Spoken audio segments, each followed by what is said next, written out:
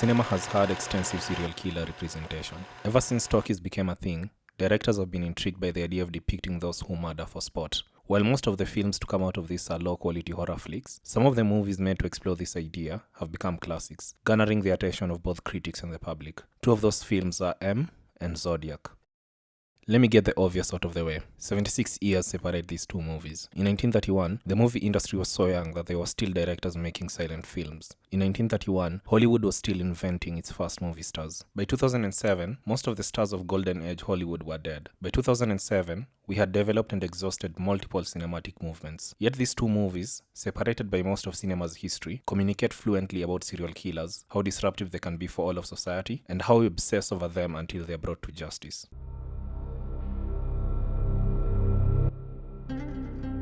M is a 1931 masterpiece that's more philosophical than its synopsis lets on. In the movie, a serial killer is ravaging through Berlin, targeting children. He leaves no clues, at least none that have been useful to the police. The fact that he can move unnoticed is creating a rift in the community. Everyone starts suspecting everyone. The police get overworked because of political pressure, and because everyone is claiming everyone is the killer. Fritz, who can arguably present himself as the greatest German director of the Golden Age, seems very angry when he makes this movie. You can sense it in the plot and in how the characters talk about the child murderer. Fritz blames everyone: society, the police, the parents, the criminals, the asylums, the courts. He only stops short of blaming the children because the children are always innocent. Lang presents M as an indictment of society's complicity in allowing serial killers to exist. It's why he shows the criminal underworld and the law enforcement united in their pursuit of the murderer. The message here is clear. When these kinds of killers are allowed to roam free, even the common criminal isn't safe to operate. No one is. Therefore, society must clean up after itself. It must apprehend the killer and render him harmless.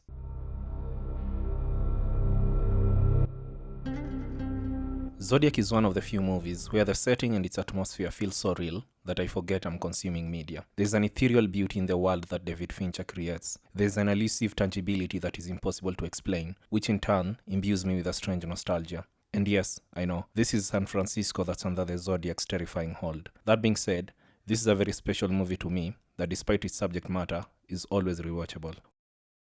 When watching this movie, you should never forget that you're experiencing the perspective of Robert Graysmith. I have watched Zodiac around 4 times, and each time I end up believing that I'm watching the definitive story of the Zodiac killings. I have to remind myself after the movie ends that this is not the story of the Zodiac, it's the story of Robert Graysmith.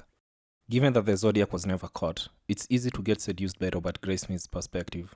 After all, he presents very convincing arguments as to who the killer might be. Zodiac even gives you a sort of manufactured closure, where one of the victims definitely identifies the killer. You might leave this movie very satisfied by the conclusion, until you go on the internet and realize that no, you are definitely consuming fiction and not a marvelously produced FBI report.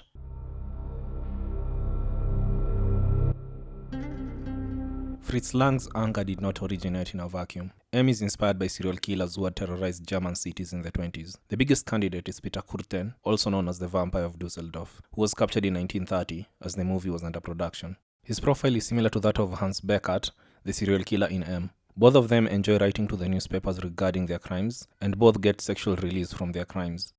Fritz Hamann and Karl Grossmann are two other serial killers who are mentioned by name in M. Grossmann is especially intriguing because he must have inspired the idea of a killer who perfectly blends into the crowd, making it impossible to identify him as a murderer. Zodiac is obviously inspired by the Zodiac killings. Unlike M, which depicts a composite of different serial killers, the Zodiac killer and his crimes and their timeline are accurately depicted in the movie, as accurately as a movie can depict crimes anyway. Zodiac has decades of inspirations when it comes to his stylistic and narrative choices. The biggest one, in my opinion, is Memories of Murder, which is another masterpiece of serial killer depictions. The desperation that oozes out of those pursuing the Zodiac killer always makes me think of how desperate the detectives are in Memories of Murder.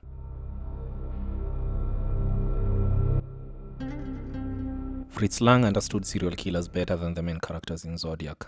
Robert Graysmith, Dave Toschi, and Paul Avery in Zodiac believe that their personality quirks, handwriting samples, or even the appearance of the suspects that would make them stand out as the killer. The reason that serial killers such as Ted Bundy and the BTK went on for so long is because they were externally normal. Believing that there is an external attribute that will let you pick out a serial killer is the first step towards investigative failure. Fritz Lang knows that the murderer is just like you and I. He blends in. Otherwise, how is it that no one can remember him? How is it that no member of the public can describe him to the police? This being said, Fritz Lang is guilty of psychoanalyzing Hans Beckert. M's one flaw is that it reduces its serial killer to a mental case. According to the law enforcement, the suspect has to have been released from an insane asylum. It turns out that they are correct. Hans Beckert was released from an asylum and is in fact a man who seems to have a split personality. While he's the one committing despicable crimes, he cannot remember his actions afterwards. He doesn't believe he's capable of the things being written in the newspapers. He's under the control of a force that he cannot explain. The psychoanalysis in M and the pursuit of external attributes in Zodiac aren't usually successful in the real world. People were shocked when Ted Bundy was captured. He wasn't anyone's vision of a serial killer. That's why he had succeeded. No one who met him would have suspected him of the horrific crimes that he would later be executed for.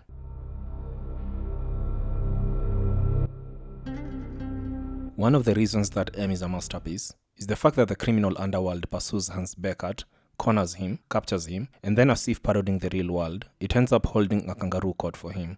His activities have neutered their criminal ambitions. The police are constantly raiding their establishments, making it nearly impossible for anyone to make money from crime. This is unacceptable.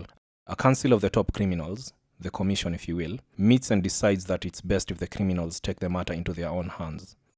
This is Fritz Lang's sharpest satire. He hates the impotence being showcased by law enforcement. He also dislikes the helplessness of the general public. Throughout M, the capture of Hans Beckert is not just a concern of one or two individuals. It turns into a collective obsession, and by the end of the movie, it almost turns into an episode of mob justice. The criminal underworld is ready to render the murderer harmless by killing him. In the Zodiac, it seems that only Graysmith, Toshi, and Avery are obsessing over the capture of the killer.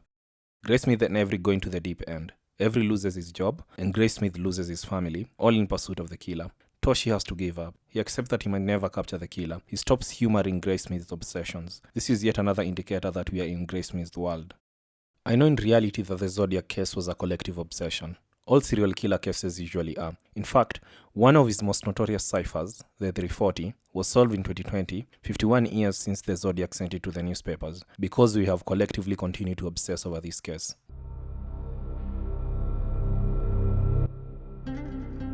Movies changed quite a bit in the 76 years since the release of M. While it was in fashion in the 30s and 40s to always capture or kill a criminal by the end of the movie, by the time we get to the 70s we begin to worship the criminals. All of a sudden, we have genius criminals. We have criminals that are more beloved than the detectives who are pursuing them.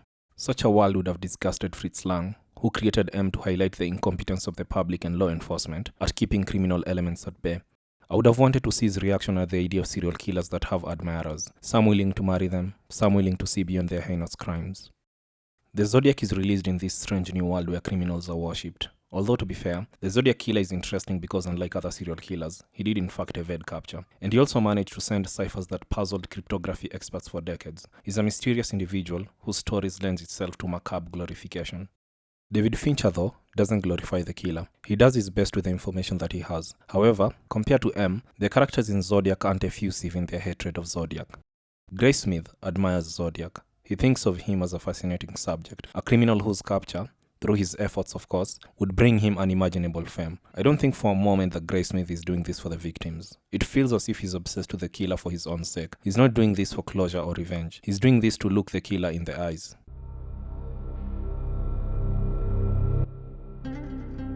Something that unites both movies is that there is no closure. In M, Hans Beckert is captured and tried by the criminal underworld, but before they can exercise violent justice on him, he's saved by the police. We are sure that he'll simply be returned back to the asylum. After all, he's insane. Zodiac offers us no catharsis. It offers us a victim who can identify other Lee Allen as the Zodiac killer.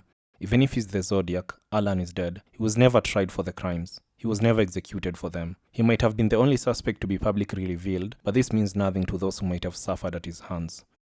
This is the problem with serial killers. Executing or trying one individual doesn't feel like appropriate retribution for the amount of pain they cause. In M, Hans Beckert killed 9 children. Is his death or his arrest enough retribution for the destruction he caused? I don't think so.